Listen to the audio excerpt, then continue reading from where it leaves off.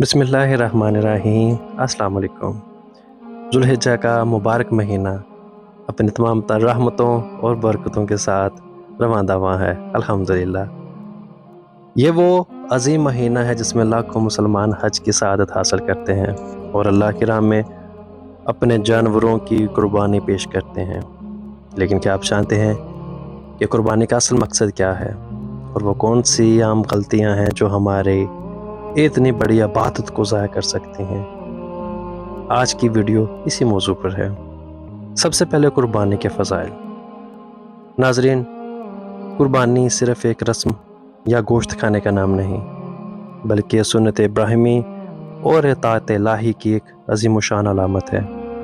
اللہ کے نبی اکرم صلی اللہ علیہ وآلہ وسلم سے جب صحابہ نے پوچھا کہ یا رسول اللہ، یہ قربانیاں کیا ہیں، تو آپ صلی اللہ علیہ وآلہ وسلم نے فرمایا، یہ تمہارے باپ ابراہیم علیہ السلام کی سنت ہے۔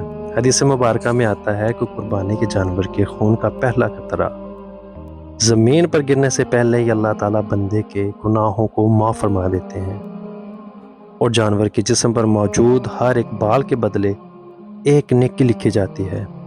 سبحان اللہ۔ قربانی کے اہم مسائل اور عام غلطیاں۔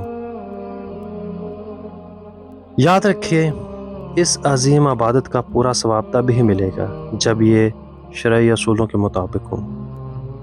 اس میں چند مسائل درپیش ہیں، جیسے پہلا مسئلہ نیت کا صاف ہونا۔ قربانی صرف اور صرف اللہ کی رضا کے لیے ہونی چاہیے۔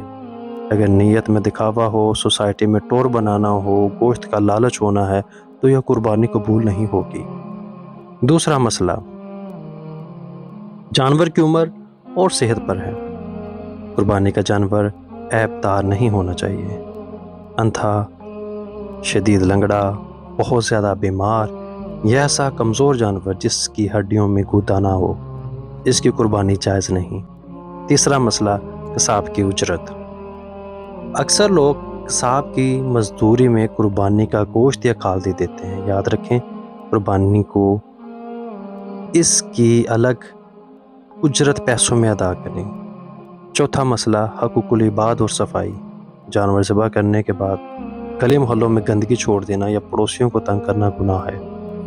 اسلام صفائی کا حکم دیتا ہے، اس لیے ماحول کو صاف رکھنا بھی ہماری ذمہ داری ہے۔ اللہ تعالیٰ سے دعا ہے کہ وہ ہمیں اخلاص کے ساتھ سنت ابراہیمی کو زندہ کرنے کی توفیق عطا فرمائیں اور ہماری قربانیوں اور عبادات کو اپنی بارگاہ میں قبول فرمائیں۔ آمین۔ اگر آپ کو یہ ویڈیو معلوماتی لگی ہو تو اسے اپنے دوستوں اور رشتہ داروں کے ساتھ شیئر ضرور کریں۔ جزاک اللہ۔ اللہ حافظ۔